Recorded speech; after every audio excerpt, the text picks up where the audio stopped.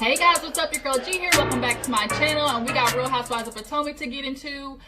This episode, basically, we kind of see Gizelle be Gizelle. Honestly, I haven't liked her since the beginning. She gets on my nerves. After seeing this pan view of her house, the shit is tacky. I don't like it. I don't like it. I don't like her. I don't like her clothes. I don't like her attitude half the time. She's just so sorority. Basically, mean girl. Candiace had it right. So I'm gonna stop going off on a rant about Gizelle and go ahead and get into this review. Okay.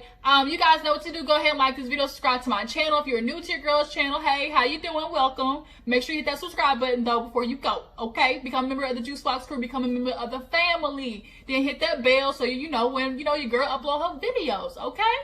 Y'all. So let's go ahead and get into this review. We open up the episode with the bitch I don't like, Gizelle. She is with her daughter doing some type of dance class. Gizelle can't move, cut a rug, nothing, okay? Her body's just not built for it. And her daughter ends up talking to her. And basically Gizelle needs to come to the conclusion her daughters are not going to ever fuck with the idea of her and Jamal being together, period. Especially the oldest one, Grace. She has Google, okay? She has a phone. She knows what her daddy has done. And there's just this type of feeling that happens, especially for a girl, when she's disappointed in her father or loses respect for him. Once that cutoff kind of happens mentally and emotionally, the shit is very hard to get back. And I'm just talking from experience, okay? I'm gonna let you guys in on a little tidbit. I personally have not talked to my father in I don't know how long because of a similar situation. And there's this thing that needs to happen when men fuck up. If you cheat on your wife, if you do some disrespectful stuff, especially as a dad who's supposed to be the example of what a man your daughter's supposed to look for, you gotta have some type of, apology for your kids and let them know, hey, I messed up. I didn't do what I was supposed to do. I wasn't the example that I was supposed to set for you to have for a man in the future, because women base their idea of what their husband is supposed to be like over their dad. Point blank, period. It's scientific proof. There's been studies on it. It's just what it is. You learn from your life, from people in your life, and you model your life based on how you grew up, whether it be good or bad. And Jamal has not taken full accountability with his daughters. And that's another reason why his daughters are hesitant. He hasn't come to them and tried to ease their mind or tried to, talk to them to say, hey, I'm not going to mess up this family again. Hey, I'm not going to mess with, let your mother down again. He hasn't done that, partly because I think, one, he's embarrassed. Two, he doesn't think his daughters have fucking Google and haven't looked it up. And three, he genuinely, men like to mess up, say sorry, and then, oh, I said sorry, I apologize, quit bringing it up. And no, that's not how that shit goes, okay? So that was just my take on it, because I've had personal experience with it. Grace has just lost respect for her dad, and it's going to take a while for it to get it back. And Gizelle, she's having an issue with it, but we'll talk about that later when we get in the episode.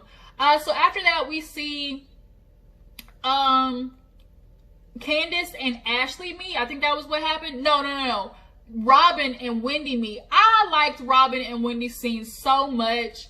There's just this feeling that Robin just seems so much lighter when she's not around Gizelle's ass. Am I the only one picking up on it? She just seems more relatable, more genuine. She doesn't seem like she's trying to really be negative Nancy or pick out something wrong with somebody so her and Gizelle can kiki about it.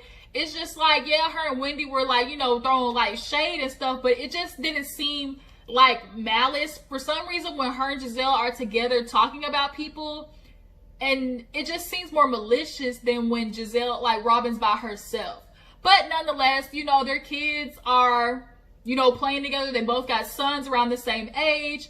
And shoot, Robin, I know what drink that was that you pulled out of that bag. That was Jose Cuervo margarita, and them bitches is good. Okay, I've had them. And it's a high percentage alcohol in that little tiny ass bottle. Okay, so it's gonna get you there fast. But nonetheless, Wendy was talking to Robin about Candiace at first, and Robin feels like Candiace can't take criticism. I absolutely agree she can't. And I think it's particularly because of how she was raised, being in the pageant industry. 1, 2, her mom is critical AF. So when you grow up with a critical mom constantly putting out something, or, you know, making fun of you, or, you know, trying to always find something you do wrong, you immediately reject it when other people do it to you, even when it's in your best, you know, favor. But Wendy kind of stood up for her and was like, look, y'all, it was like 3, 4 people on Candiace. Like, you would even feel ganged up on in that situation. So then she was like, well, what did you and Candiace talk about? And Wendy lets her know, look, she doesn't like Ashley. You know, she's like, the group can be a little bit much. Gizelle's like a little, kind of like little green-eyed monster. She messes with Karen. You know, her and Karen get along. And literally Robin runs back and takes that to Gizelle and makes it seem a lot worse than what it was, okay? So then after that, speaking to Candiace, that's when her and Ashley go to talk, have lunch. You know, it's finally time for them to sit down and basically rectify everything that had been going on between them. So Ashley comes in, titties galore. She got that grown woman body now, okay? That body yaddy yaddy, okay? Dean to put all that, you know, grown woman weight on her. And it looks good, okay? But she comes in super embarrassed. She's got to scoot all the damn chairs out the way with this baby stroller. She comes in and her and Candiace start talking, and it starts going left immediately because they're both like, well, no, you said this, you said that. Candiace doesn't really want to take ownership of what she says. In her confessional, she can sit there and admit, oh, you know, I said some mean, nasty things, you know, that I probably shouldn't have. But when she was in person with Ashley, it was all about, well, no, you said this for her. Bitch, y'all both need to apologize. If we really think about it, Ashley and Candiace really are one and the same. They really are. The way they both came after people, the way they both were trying to point out everything wrong in somebody's relationship, the way they both have in the past been super aggressive and really nitpicky, or really, you know, messy, shady, bringing up stuff that didn't need to be. Like, Candiace and Ashley really are alike, okay? And I think that's why they bump heads. But Candiace gave the typical housewife apology where it's like open-ended, where it's an apology, but it's not really an apology, because she's like, oh, you know, I want to apologize for not being as sensitive as I should have been to you. Firstly, Ashley, if you were going back and forth with me, just because you popped the baby out your cooch doesn't mean you are not liable to get this ear chewing that I'm gonna give you, especially if you're tweeting back at me. Candiace didn't know you were giving birth, for 1. For 2, the shit doesn't matter if you kept saying stuff. You should have stopped talking, okay? But nonetheless, Candiace gave that apology. But this is what women do, especially Candiace has done this really bad. She apologizes, a blanket statement, but doesn't apologize for her actions. Oh, I'm apologizing because, you know, I've made you feel that way, or I apologize because I wasn't as sensitive as you needed me to be. No, you need to apologize because, hey, I said some mean stuff. Hey, I shouldn't have said, you know, you was a bed wench. I shouldn't have said, you know, you were using Michael as a bank, that you popped out an insurance policy. I shouldn't have said those things. Clearly, Candiace is not sorry for saying it, but she knows how this thing goes. I'm just going to say sorry, and Ashley's going to have to accept it, and that's basically what happens.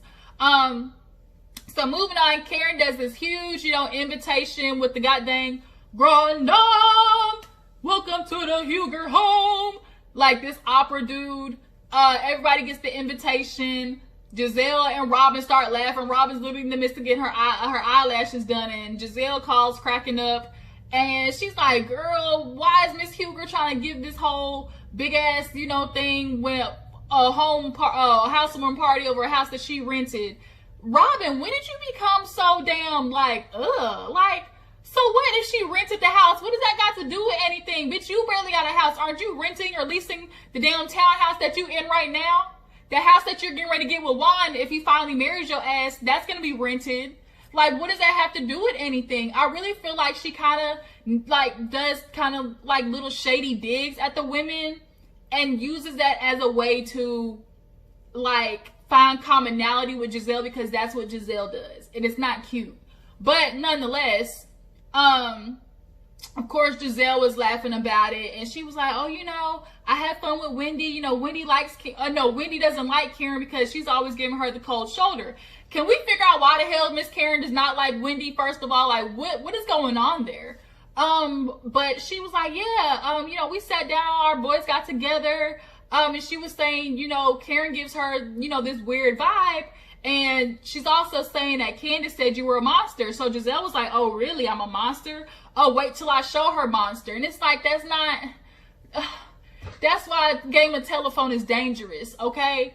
Because you can say something and somebody can turn the context of it, and literally the context of it switches real fast. Because yes, Candiace was saying, oh, you know, she can be like a little monster, but first of all, it's true.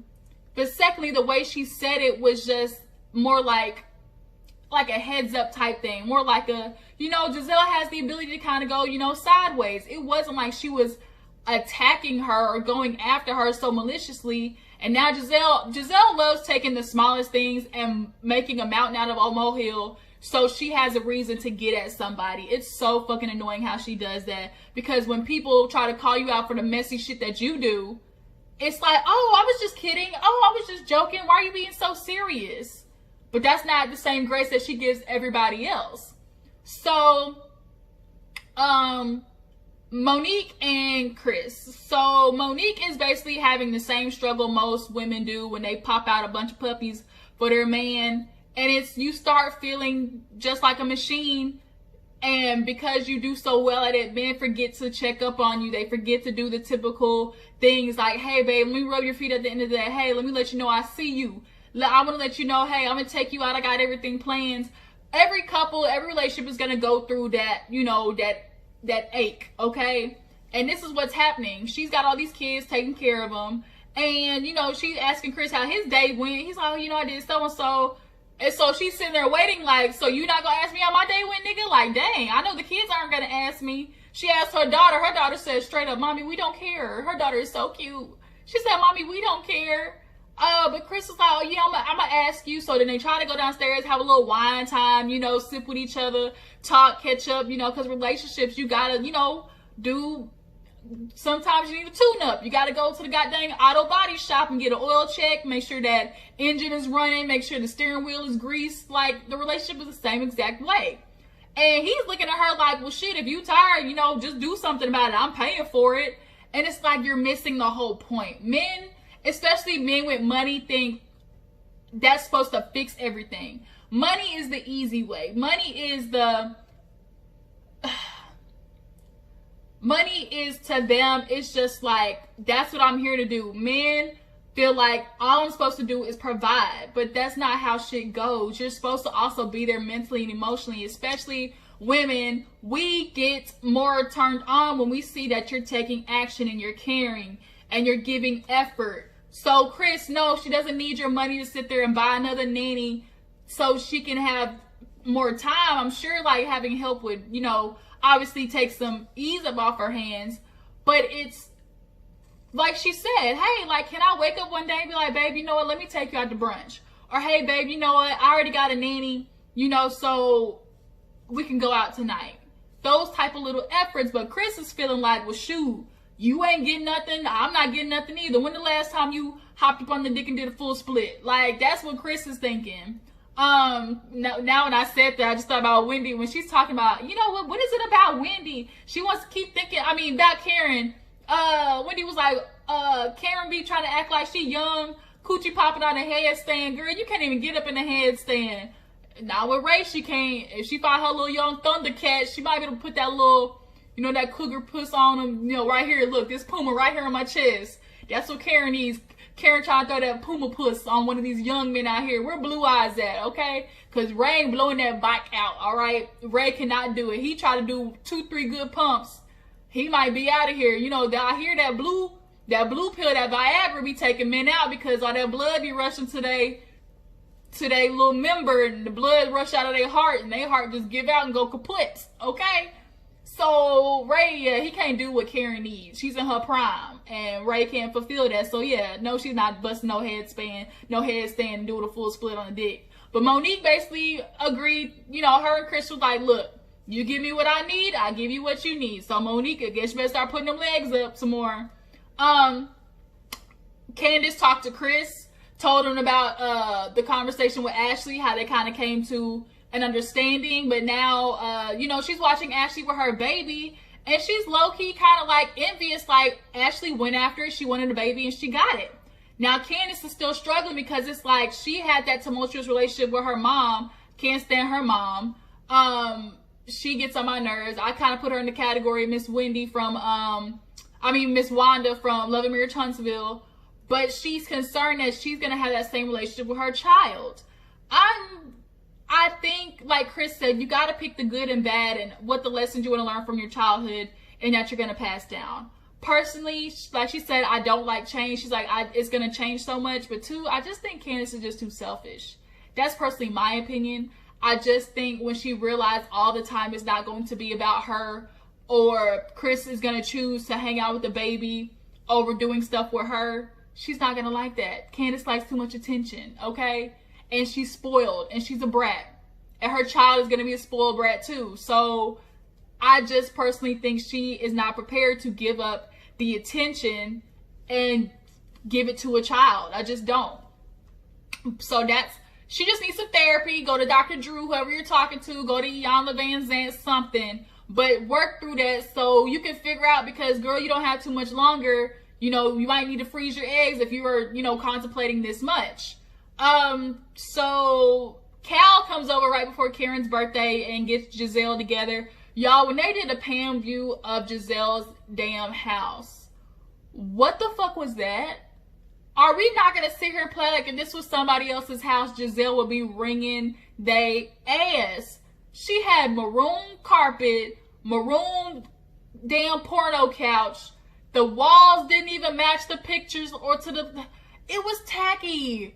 For Gizelle, you claim to be this bad bitch and everything, but you are not bad bitch attire, nor is your house bad bitch made.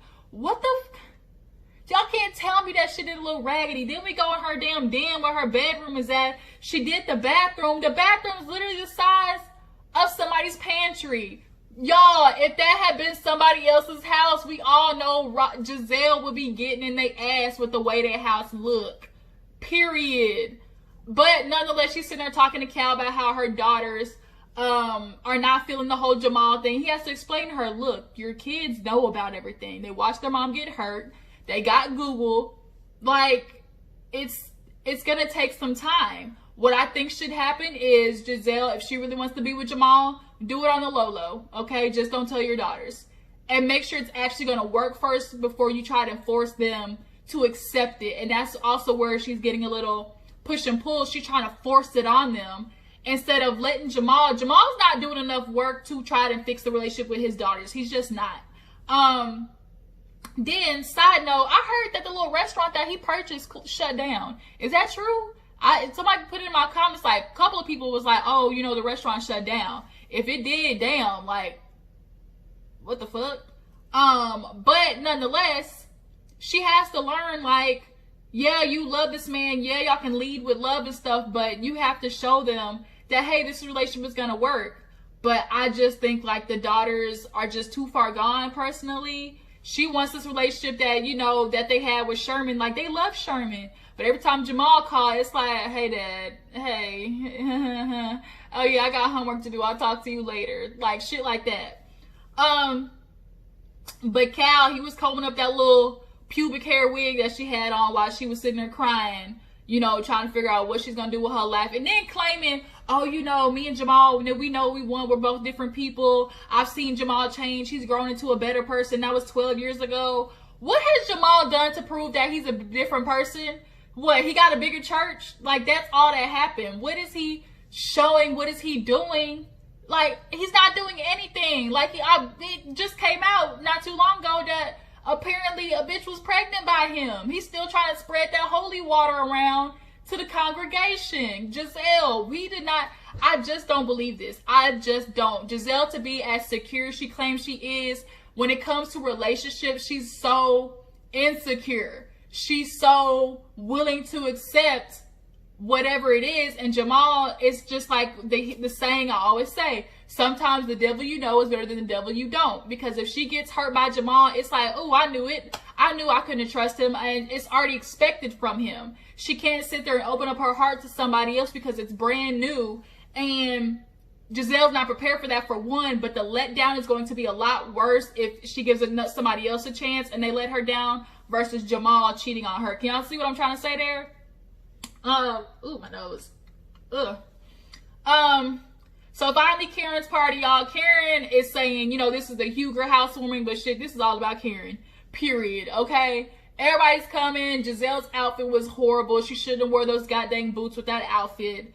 Ashley looked nice, thicker than a snickle, slim thick. Candiace came.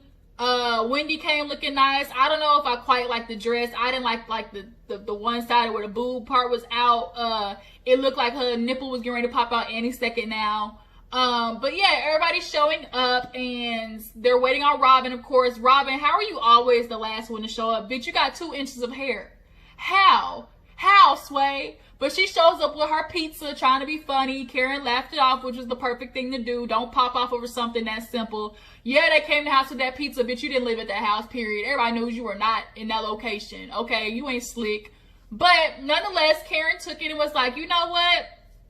Not today, you gonna ruin my swag. She was low-key shady, Karen, when Gizelle came. She's like, where's, you know, the spouse? She's like, oh, he got church tomorrow. She's like, man, Gizelle don't want to bring Jamal because she think people gonna question him. Too bad, bitch. We still talking about you behind your back. You can't hide it. Just walk in your truth, Gizelle. I said, well, damn. Okay, Miss Karen. I guess that's true enough. So Candiace gets there. Robin's being slick shady, talking to Ray about, oh, why is there only K's and not H's? Ray just there. Ray's like Marshawn Lynch. I'm just showing up so I don't get fined. You know, I don't want to get fined. That's basically how Ray was feeling.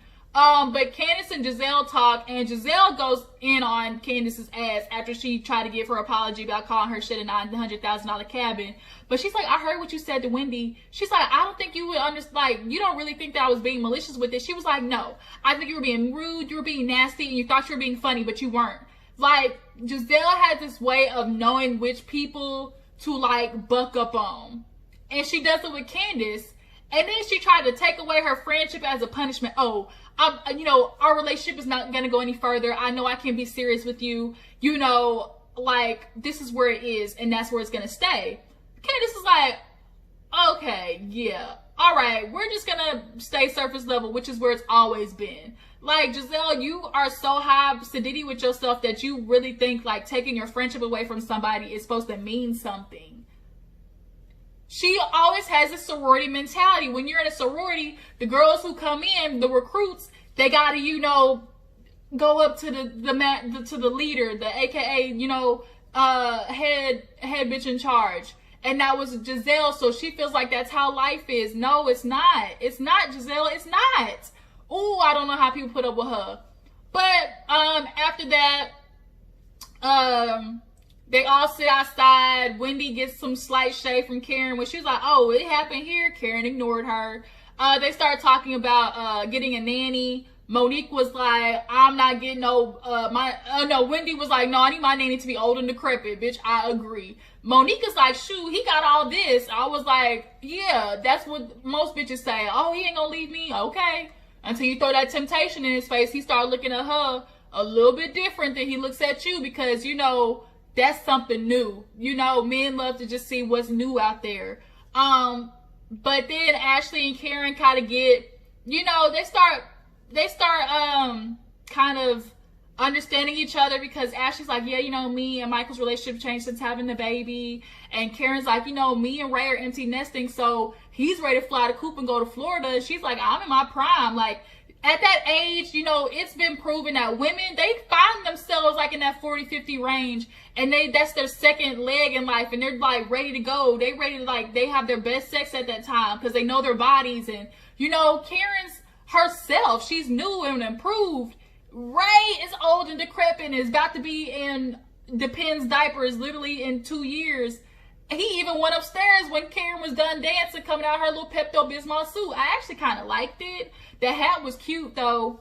But, yeah, so they're struggling. Karen does her little entrance. It was cute. Everybody made fun of her, and that was the end of the episode, y'all. So you tell me what you think about it. You know, discuss everything down in the comments. And I'll see you guys in the next video. Appreciate you for tuning in. Make sure you like this video. Subscribe to my channel. I'll catch y'all later. Deuces.